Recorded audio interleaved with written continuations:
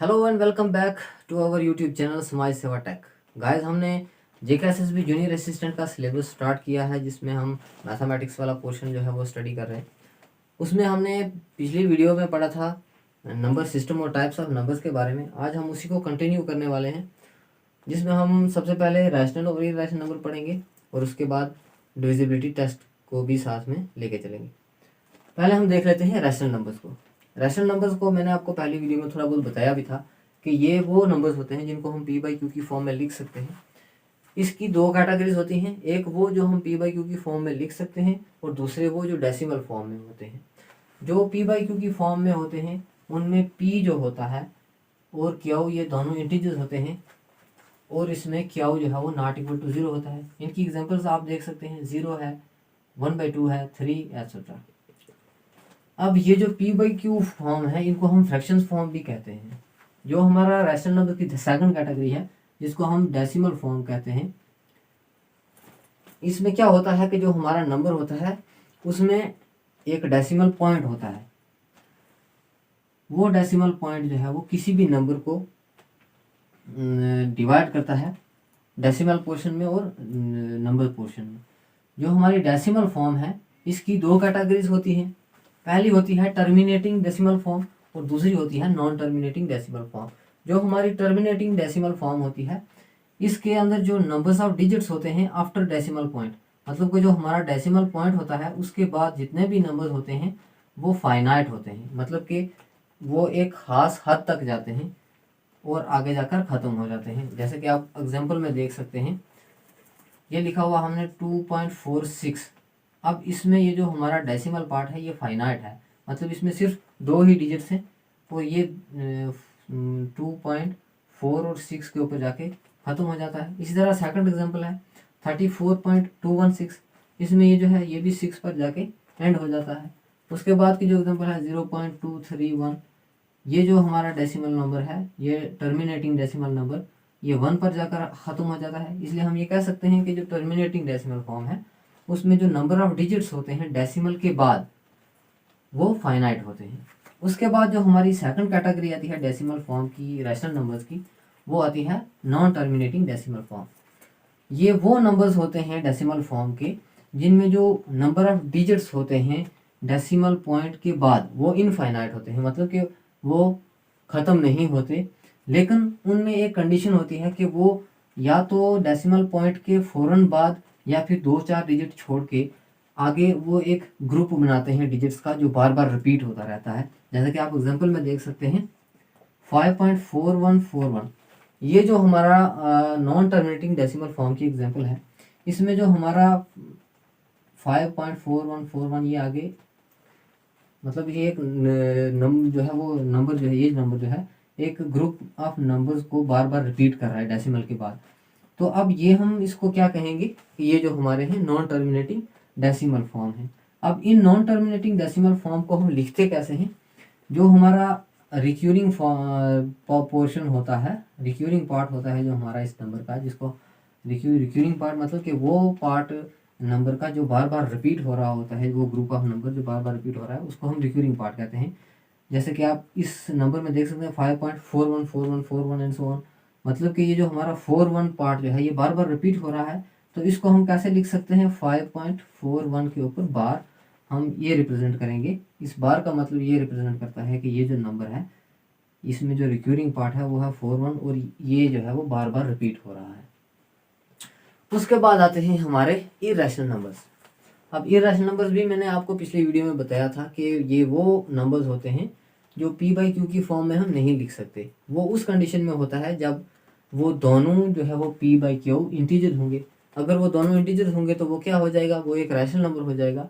तो इसलिए वो हम इरैशनल नंबर्स की कैटेगरीज में नहीं रख सकते। इरैशनल नंबर्स को जब हम पी बाई क्यू की फॉर्म में लिखना चाहें तो उसके लिए एक कंडीशन होती है कि क्यू जो है वो नॉट इक्वल टू ज़ीरो रहे, और उसके बाद उसके जो पी और क्यू जो उसकी फ्रैक्शन फॉर्म है उनमें या तो पी या फिर क्यू, इन दोनों में से कोई एक इंटीजर नहीं होना चाहिए, मतलब कि वो कोई दूसरा नंबर होना चाहिए। जैसे आप डेसिमल फॉर्म जिसको हम कह सकते हैं वैसा नंबर होना चाहिए। जैसे कि आप एग्जांपल में देख सकते हैं, ये जो हमारी एग्जांपल है 5/4.2, इसमें आपको 5 जो है ये डेसिमल सॉरी ये इंटीजर है, और जो दूसरा 4.2 है ये एक डेसिमल फॉर्म है। मतलब इसमें पी जो है वो इंटीजर है, लेकिन जो क्यू है वो एक डेसिमल फॉर्म है, और ये क्यू 0 भी नहीं है। अब इसके बाद जो हमारे इरेशनल नंबर की सेकंड कैटेगरी आती है वो होती है non terminating and non repeating decimal form.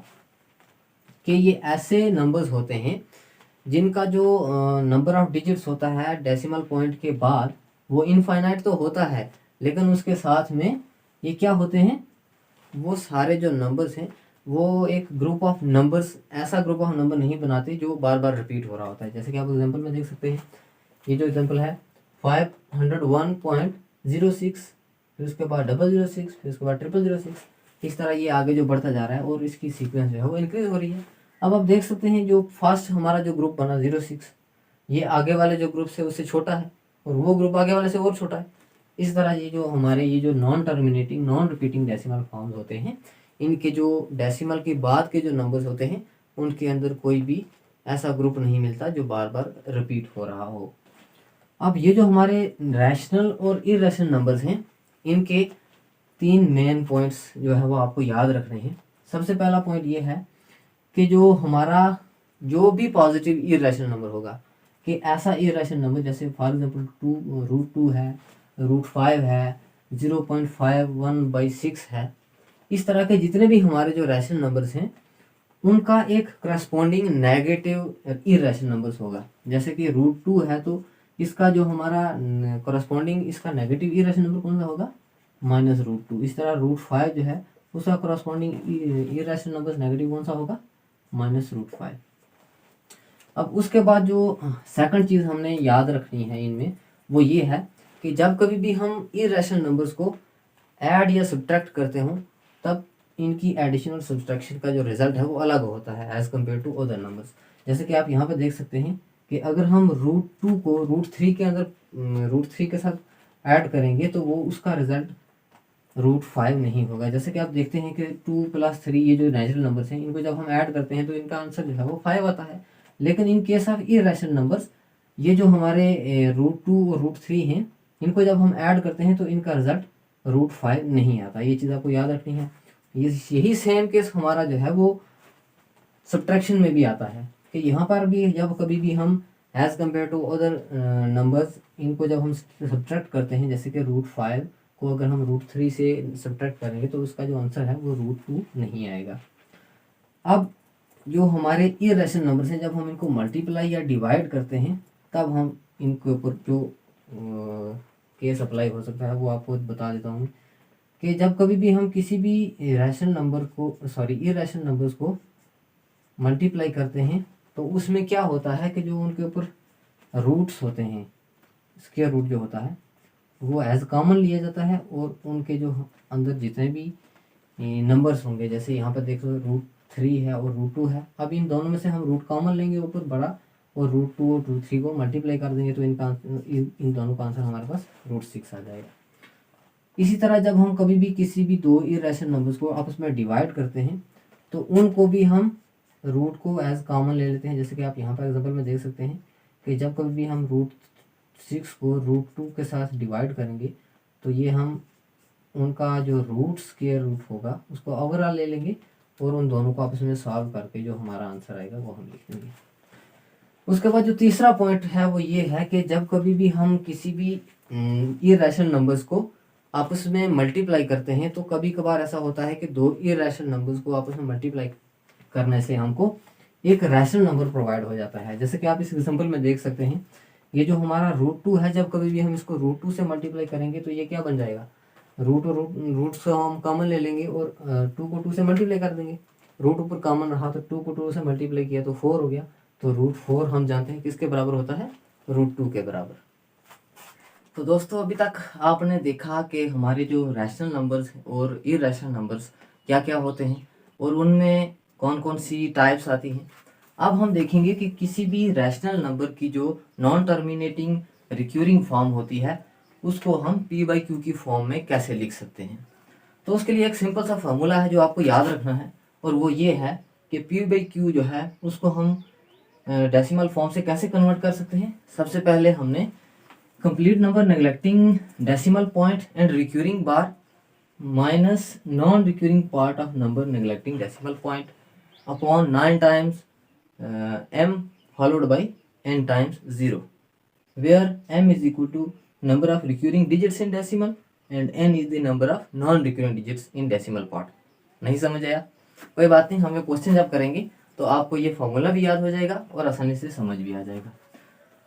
तो इस फॉर्मूले को अप्लाई करने के लिए हम एक क्वेश्चन का एक छोटा सा पार्ट ले लेते हैं। ये क्वेश्चन नंबर 1 हमारा है कि हमें कोई एक एग्जांपल दी हुई है, वो ये है कि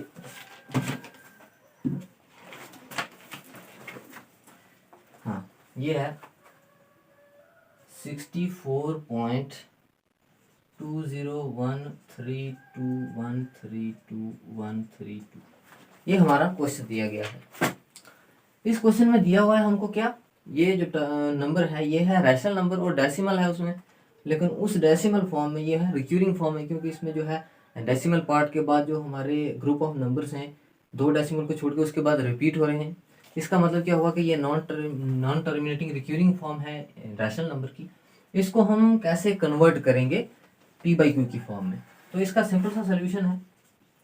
सबसे पहले हमने क्या करना है, ये जो हमारी नॉन टर्मिनेटिंग रिक्यूरिंग फॉर्म है इसको हमने पहले रिक्यूरिंग फॉर्म में लेके आना है। वो कैसे लेके आएंगे, सबसे पहले हम लिखेंगे 64.20132। यहाँ तक हमने लिखना है, जितना भी जो हमारा रिपीटिंग पोर्शन है उसको हमने नेग्लेक्ट करके एक बार लिख के उसके ऊपर बार लगा देनी है, तो ये हमारी रिक्यूरिंग फॉर्म हो जाएगी। इसके बाद हमने इसके ऊपर फॉर्मूला अप्लाई करना है। फॉर्मूला आपके सामने लिखा हुआ है। सबसे पहले हमने क्या करना है, कंप्लीट नंबर लिखना है, उसमें से हमने बार और ये जो हमारी डेसिमल पॉइंट है इन दोनों को रिमूव करना है। वो लिखना है हमने 64.20 132, ये हो जाएगा। उसी का डेसिमल और बार जो हमने रिमूव किया ये टर्म आ गई। इसमें से हमने माइनस क्या करना है, non recurring part of the number neglecting decimal part, कि ये जो हमारा नॉन रिक्यूरिंग पार्ट है इसको हमने इसमें से माइनस करना है। ये हो जाएगा 64 और 20। नॉन रिक्यूरिंग का मतलब आपको पता ही है कि जो रिपीट नहीं हो रहा है, ये हमने इसमें से माइनस कर देना है और इसको हमने डिवाइड कर देना है किससे, m टाइम्स 9 लिखना है।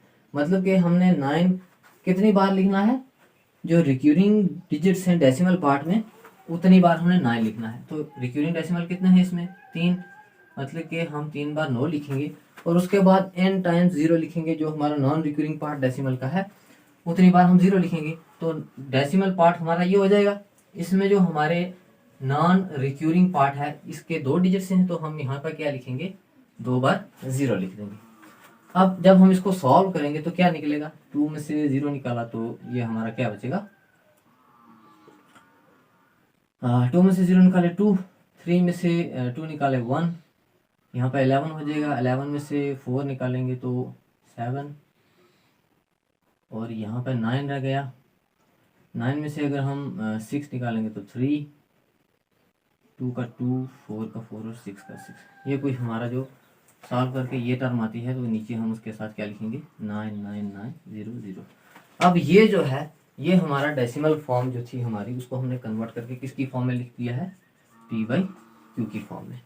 ये थोड़ा सा इंपॉर्टेंट था, इसको आप अच्छे से देख लीजिए, आप इस फॉर्मूले को अच्छे से याद कर लीजिए और 2 मिनट में आप इन सवालों को सॉल्व कर पाएंगे अगर आपको इसकी अच्छे से प्रैक्टिस करेंगे। तो अभी मैं आपको स्क्रीन पर 2-4 क्वेश्चन आपकी प्रैक्टिस के लिए दे दूंगा, आप उनको सॉल्व कीजिए। अगर आपको सॉल्व हो जाता है तो उसका आंसर हमें कमेंट सेक्शन में बताइए, अगर नहीं सॉल्व होता है तभी बताइए, तब मैं आपको इस तरह की जो एग्जांपल आपको दूंगा वो मैं सॉल्व करके उसकी वीडियो अपलोड कर दूंगा। यह हो जाएगा हमारा कैसे p/q की फॉर्म में हम किसी भी डेसिमल रिक्यूरिंग फॉर्म को लिख सकते हैं। अब इसके बाद हम देखते हैं जो हमारा डिविजिबिलिटी टेस्ट कैसे करते हैं, तो हम किसी भी नंबर को कैसे डिवाइड करते हैं। गाइस अब हम डिस्कस करते हैं डिविजिबिलिटी टेस्ट कि ऐसे कौन से नंबर हैं जो 3 से डिवाइड हो सकते हों, 4 से डिवाइड हो सकते हों, 2 से डिवाइड हो सकते हों। तो वही देखने के लिए अब हम सिंपल ट्रिक्स का इस्तेमाल करेंगे। सबसे पहले हम देखते हैं कि ऐसे कौन से नंबर्स हैं जो 2 से डिवाइड हो सकते हैं। तो चलिए शुरू करते हैं। The numbers which are divisible by 2 are numbers having 0 और even number at their unit places, कि ऐसे नंबर्स जिनकी यूनिट प्लेसेस पर या तो 0 हो या फिर 2 हो, वो नंबर जो हैं हमारे 2 से डिविजिबल हो सकते हैं। ये आपको एग्जांपल दिखाई दे रही होगी 24,312। इसको अगर हम चेक करें तो इसकी यूनिट प्लेस पर 2 है, इसका मतलब क्या हुआ, 2 एक इवन नंबर है। तो हम ये कह सकते हैं कि ये जो नंबर है ये 2 से डिविजिबल है। उसके बाद आ जाता है ऐसे नंबर जो 3 से डिविजिबल हैं।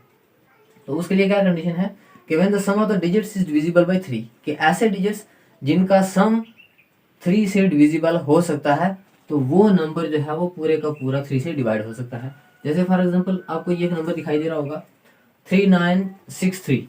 अगर हम इसका डिविजिबिलिटी टेस्ट करें तो ये हो जाएगा 9 3 12 एंड 6 18 एंड 3 21। इसका सम आ गया 21।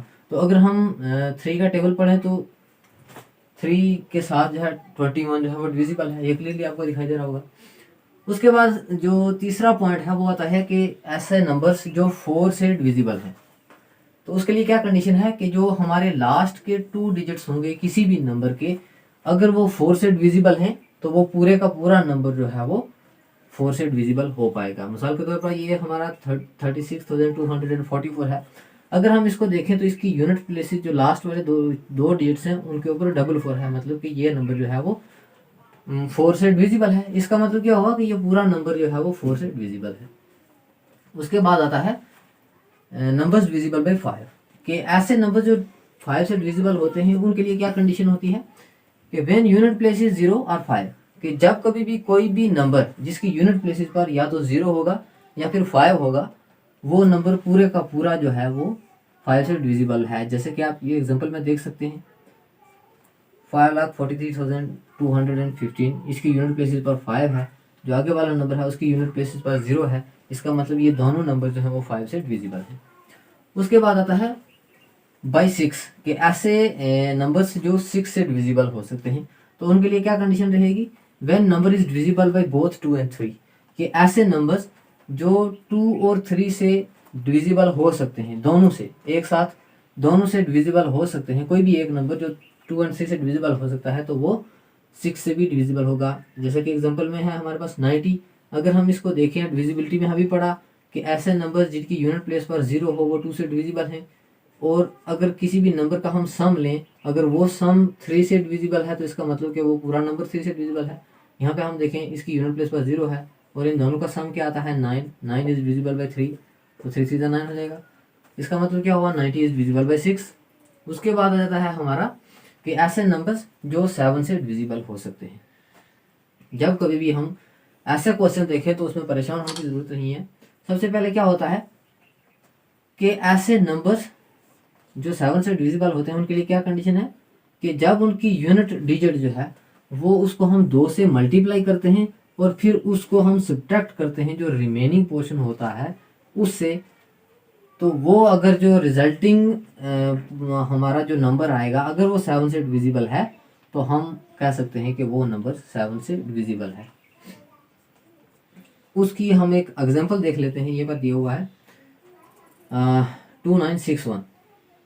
अगर हम इसको सॉल्व करना चाहें तो कैसे करेंगे, 2961 जो है वो हमारा इसकी यूनिट प्लेसेस पर है, इसको हम पहले 2 से मल्टीप्लाई करेंगे तो ये हो जाएगा 2। तो ये हम लिखेंगे पहले वाला पोर्शन 296, पीछे वाला लिखा हमने। उसके बाद जो हमारा 2 1 2 था तो ये हो जाएगा 2, इससे हम माइनस करेंगे तो ये बन जाएगा हमारा 294। अब ये क्योंकि ये नंबर थोड़ा बड़ा है इसको हम डायरेक्टली याद नहीं रख सकते कि ये 7 से डिविजिबल है या नहीं, तो इसकी हम ये ऊपर वाला प्रोसीजर उसको रिपीट करेंगे। तो ये आ जाएगा 29 माइनस 4 2 8, तो ये क्या बन जाएगा हमारा 21। अब आपको पता है 21 जो है वो 7 से डिविजिबल है, तो इसका मतलब ये पूरा नंबर 2961 ये हमारा 7 से डिविजिबल है। उसके बाद आ जाता है हमारा कि ऐसे नंबर्स जो 9 से डिविजिबल होते हैं, तो इनके लिए क्या कंडीशन होती है, when the sum of the digit is divisible by 9, कि ऐसे नंबर्स जिनका सम अगर 9 से डिविजिबल है तो इसका मतलब कि वो पूरा नंबर जो है वो 9 से डिविजिबल हो पाएगा। फॉर एग्जांपल आप देख लीजिए यहाँ पर 246591 एक नंबर दिया गया है। अगर हम इसको चेक करना चाहें तो क्या होगा, 2 4 हो जाएंगे, 6 and 6 12 and 5 17 and 9 16 and 26 and 1 27। ये हो गया हमारे पास इसका जो हम इसके डिजिट्स हैं उसका सम हो गया 27। तो आप जानते हैं 9 जो है वो 27 को डिवाइड कर सकता है। इसका मतलब क्या है कि ये जो पूरा नंबर दिया गया है ये पूरे का पूरा नंबर 9 से डिविजिबल है। अब हम देखते हैं ऐसे नंबर्स जो 11 से डिवाइड हो सकते हैं, वो उनके लिए क्या कंडीशन रहती है। उसके लिए कंडीशन है कि difference between the sum of digits at even places and odd places, कि जितने भी हमारे इवन प्लेसेस पर जो डिजिट्स होंगे या ऑड प्लेसेस पर डिजिट्स होंगे उनका पहले हमने सम करना है और उसके बाद उसको हमने डिफरेंस निकालना है। अगर वो डिफरेंस जो है वो क्या है, 0 है या फिर 11 का मल्टीपल है, वो जो नंबर है वो 11 से डिवाइड हो पाएगा। जैसे कि आप नीचे एग्जांपल में देखें, ये एक नंबर दिया गया हुआ है 29435417। अब हम देखते हैं क्या ये नंबर 11 से डिविजिबल है या नहीं। तो सबसे पहले हमने क्या करना है, डिफरेंस ले लेना है। इवन प्लेसेस वाले जो नंबर्स हैं उनका सम करना है। सबसे पहले हम देखते हैं 7, ये सॉरी इवन प्लेसेस वाले कौन से आ जाएंगे, सबसे पहले आएगा 1 प्लस 5 प्लस ये even 1 plus 5 plus 4 and plus 2। इसका हमने डिफरेंस लेना है ऑड्स वाले से। जो ऑड प्लेसेस पर जितने भी डिजिट्स हैं उनके सम से हमने डिफरेंस लेना है। ये क्या हो जाएगा, 7 से 4, उसके बाद हमारे पास 3 और प्लस 9। अब हम इसको सम अप करके देखते हैं। 9 एंड 3 क्या बन जाएगा, 12, 12 एंड 4 16 एंड 7, 16 और 7 कितने हो जाएंगे, 23। अब हम इसमें से सब्ट्रैक्ट करेंगे, 5 और 1 6, 6 4 10 और 2 12। पर ये 23 नहीं, ये 33 आता है आई थिंक। 23 है, 9 3 12 और 4 16 और 17 23 है। This is 23। कि ये जो हमारे इवन प्लेसेस पर जो ऑड प्लेसेस पर जो डिजिट्स हैं उनका सम और उसके बाद जो इवन प्लेसेस पर डिजिट्स हैं उसका सम, उनका जब हम डिफरेंस लेते हैं तो क्या होता है, उनका जो डिफरेंस लेने के बाद जो रिजल्ट आता है, यहाँ का रिजल्ट क्या आएगा, 23 में से जब हम 12 माइनस करेंगे तो ये आ जाएगा 11। तो हमने अभी कंडीशन में करा कि ऐसे नंबर्स जब हम उनके ऑड प्लेसेस और इवन प्लेसेस वाले जो डिजिट्स हैं उनका सम करके उन दोनों का अलग अलग डिफरेंस ले लें, वो अगर 0 आता है या फिर 11 का मल्टीपल होता है तो वो नंबर जो है वो 11 से डिविजिबल हो सकता है। अब यहाँ पर हमारे पास क्या आया, 11 क्या है, 11 का मल्टीपल है। आप जानते ही हैं कि 11 जो है वो 11 खुद का एक फैक्टर है। इसका मतलब क्या हुआ कि ये जो हमारा दिया हुआ नंबर है ये 11 से डिविजिबल है। ऐसे डिविजिबिलिटी टेस्ट के लिए मैंने जो है वो अराउंड 27 नंबर्स की जो है वो लिस्ट बनाई हुई है। अगर आपको वो लिस्ट पूरी चाहिए तो मैं उसके नोट्स आपको अपने Telegram channel Samaj Seva take पर डाल दूंगा, आप वहाँ पर जाकर डाउनलोड कर सकते हैं। तो आज की वीडियो में हमने देखा था कि सबसे पहले किसी भी डेसिमल फॉर्म को, जो रिक्यूरिंग फॉर्म होती है रैशनल नंबर की, उसको अगर हम पी/क्यू की फॉर्म में चेंज करना चाहें तो कैसे करेंगे। उसके बाद हमने देखा डिविजिबिलिटी टेस्ट। अब हम इसकी मैं आपको 2-4 एग्जांपल्स जो हैं वो आपके इस क्वेश्चन डाल दूंगा वीडियो में। आप क्या कर सकते हैं, उनको ट्राई करें। एक क्वेश्चन मैं आपको एज रेफरेंस करवा देता हूं। जैसे कि यहाँ पर एक क्वेश्चन दिया हुआ है कि आपने क्या करना है, कोई एक नंबर फाइंड करना है जिसके लिए कंडीशन हो। क्वेश्चन में पहले मैं लिख देता हूँ यहाँ पर कि आपने क्या करना है, find the least value of star for which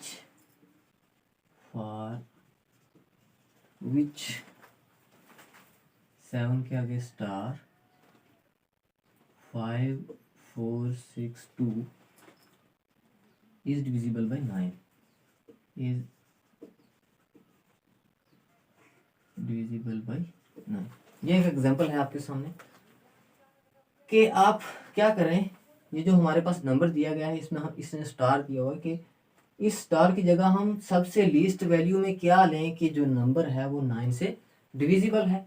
तो हम जानते हैं कि जब किसी भी नंबर को हम 9 से डिविजिबल की डिविजिबिलिटी टेस्ट चेक करते हैं तो उसके लिए हमें क्या करना होता है कि कोई भी नंबर तब तक 9 का डिविजिबल हो सकता है जब तक उसका जो डिजिट्स का सम है वो 9 से डिविजिबल ना हो जाए। तो हम देख लेते हैं 7 प्लस, यहाँ पर अगर कोई भी नंबर नहीं दिया तो हम इसको लेट एक्स मान लेते हैं। उसके बाद हमारे पास 5 है, उसके बाद हमारे पास 4 है, प्लस 6 है, प्लस 2। ये कंडीशन हम देख लेते हैं कि 9 से कोई भी नंबर तब डिविजिबल हो पाएगा जब ये जो हम सम करेंगे ये इनका जो रिजल्ट आएगा वो अगर 9 से डिविजिबल है तो इसका मतलब ये होगा कि ये नंबर जो है 9 से डिविजिबल है। अब देख लेते हैं हम यहाँ पर क्या होगा। यहाँ पे x है, इनको हम अगर कर दें जमा तो क्या होगा, 7 और 5 12, 6 12 और 4 16, 6 22 और 2 28, x प्लस 28, x प्लस 28 हो जाएगा। अब इसके बाद क्या करेंगे हम,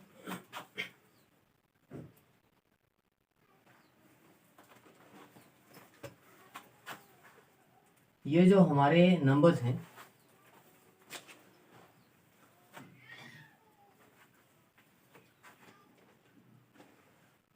इनका सम हमारे पास आ जाएगा 28 आता है, नो सॉरी ये 28 नहीं आता, 24 आता है। 7 और 5 12, 12 4 16, 16 और 6 22 24, यस 24 आता है, सॉरी गलत हो गया था, ये आ गया इसका 24। अब हम देखेंगे कि ऐसी क्या कंडीशन होगी कि अगर हम यहाँ पर कौन सा लफ्ज़ डालेंगे कि अगर हम 24 में वो ऐड करें तो वो जाके 9 से डिविजिबल हो पाएगा। तो ऐसी क्या कंडीशन हो सकती है, 9 का अगर आपको टेबल पता हो तो 9 1 9, 9 2 18 और 9 3 27।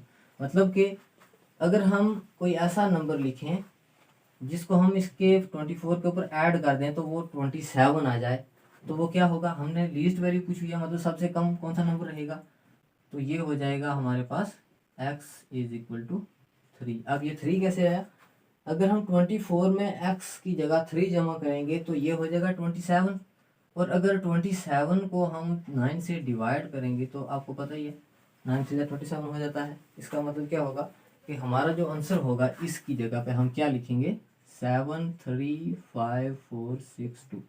ये आंसर है हमारे क्वेश्चन का। आपकी प्रैक्टिस के लिए मैं आपको वीडियो के डिस्क्रिप्शन लिंक में भी क्वेश्चन डाल दूंगा और वीडियो के अगर पॉसिबल हुआ तो स्क्रीनशॉट लेके आपको भी दे दूंगा। आप उनका प्रैक्टिस करिए और मुझे कमेंट सेक्शन में बताइए कि आपसे कौन कौन से क्वेश्चन सॉल्व हुए हैं, कौन कौन से क्वेश्चन रह गए हैं, ताकि मैं आपको वो क्वेश्चन दोबारा से सॉल्व करवा सकूं। अगर आपको हमारी ये वीडियो अच्छी लगती है तो इसे अपने दोस्तों के साथ शेयर करें, लाइक करें, और अगर आपकी कोई राय या सजेशन है तो आप हमारे साथ कमेंट सेक्शन में शेयर कर सकते हैं। हमारे टेलीग्राम चैनल पर भी आप हमारे सोशल मीडिया हैंडल जितने भी हैं उन पर भी हमारे साथ कॉन्टैक्ट कर सकते हैं। तब तक के लिए keep practicing and keep growing. Thank you so much.